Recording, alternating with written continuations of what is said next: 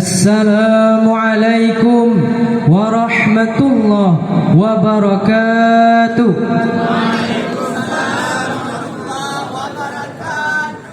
Alhamdulillah, alhamdulillahilladzi faddala bani Adam bil ilmi wal amal ala jami'il alam. Wassalatu ala sayyidina Muhammadin sayyidil arabi wal ajam wa ala alihi wa ashabihi ajma'in, amma ba'd. Buat langkah yang pertama, marilah kita panjatkan kehadiran Allah Subhanahu wa ta'ala, yang mana oleh Allah telah memberikan kita beribu-ribu nikmat, yakni nikmat iman dan nikmat Islam.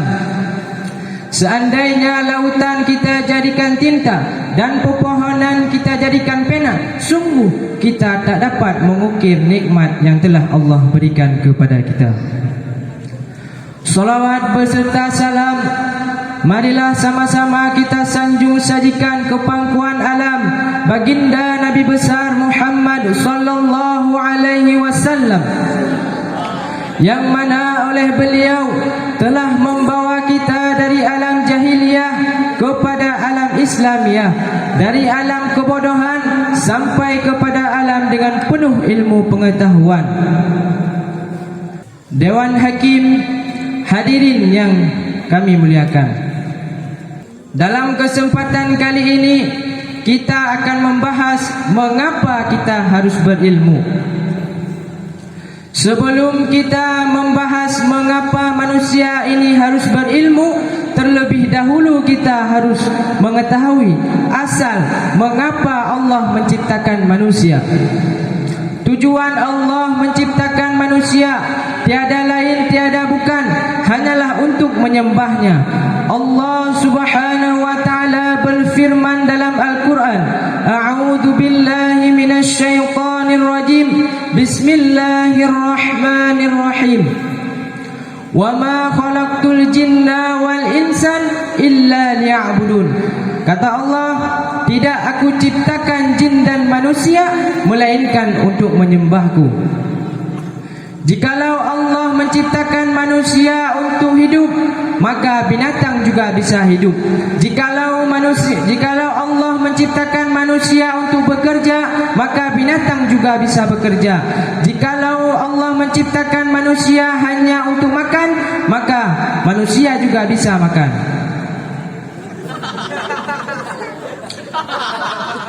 Jadi jelas para hadirin, kita menyembah Allah adalah dengan cara ibadah, dan ibadah akan didasari dengan ilmu.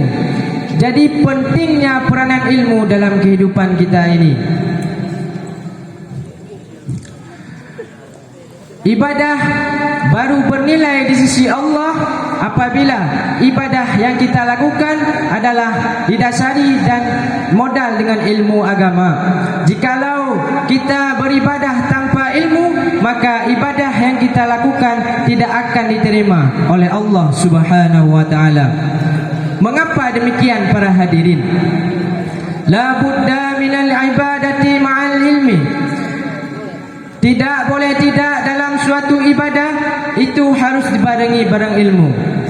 Nabi juga menegaskan lewat sabdanya, ilmu adalah pemimpinnya amal, sedangkan amal adalah pengikutnya ilmu.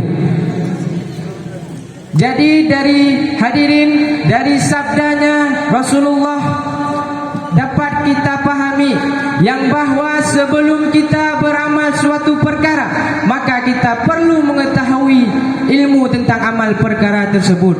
Sebelum kita melakukan ibadah puasa, sebelum kita menunaikan ibadah solat, sebelum kita menunaikan ibadah-ibadah yang lain, maka kita perlu ilmu untuk mengetahui tentang ibadah tersebut. Mengapa para hadirin? Karena ibadah bukanlah sebuah ritual, ibadah bukanlah sebuah praktek, ibadah bukanlah sebuah contoh yang hanya kita praktek hanya dengan melihat. Mengapa demikian? Karena hakikatnya ibadat adalah dengan undang-undang dan peraturan.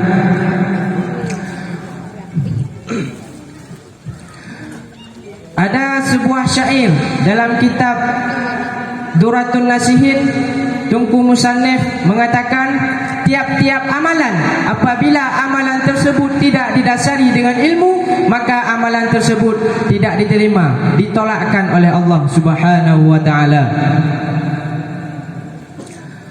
Nabi juga berkata, orang yang tak berilmu adalah orang yang dekat dengan yang namanya kekufuran. Mengapa demikian? Orang yang bodoh, capek-capek mereka beribadah kepada Allah siang dan malam, beribadah tanpa henti, berzikir, menunaikan solat tahajud. Tapi ketika mereka menunaikan tersebut, mereka tidak mendasari ibadah tersebut dengan ilmu, maka sia-sialah ibadah mereka yang mereka kerjakan. Hadirin yang dimuliakan Allah,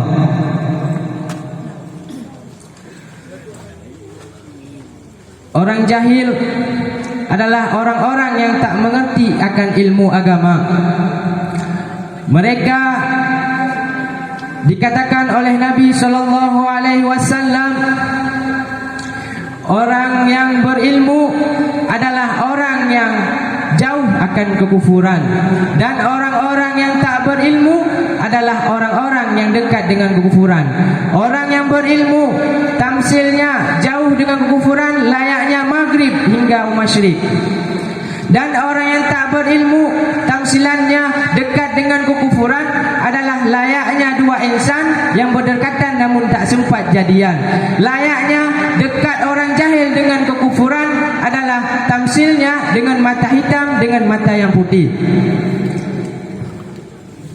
Hadirin yang dirahmati Allah, dari cerita yang saya sampaikan tadi dapat kita simpulkan mengapa pentingnya ilmu di dalam kehidupan ini. Tapi hadirin, banyak kita lihat di kalangan masyarakat kita sekarang, banyak orang yang meremehkan akan ilmu tetapi tidak menuntutnya.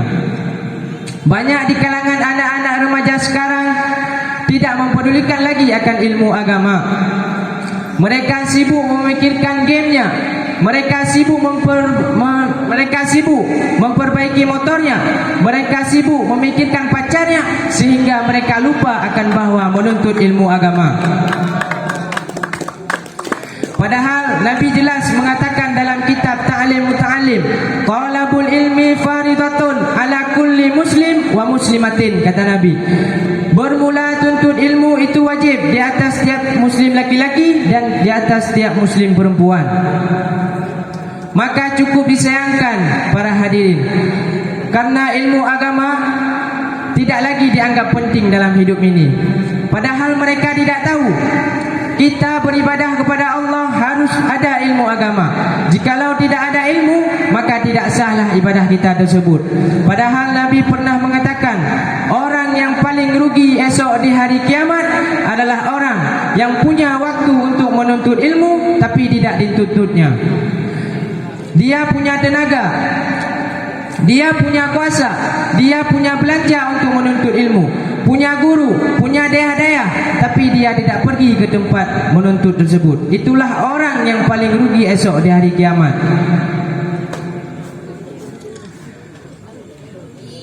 Para hadirin yang dirahmati Allah,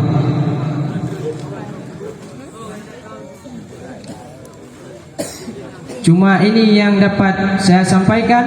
Lebih dan kurang saya mohon maaf. Wabillahi taufik wal hidayah. Assalamualaikum warahmatullahi wabarakatuh.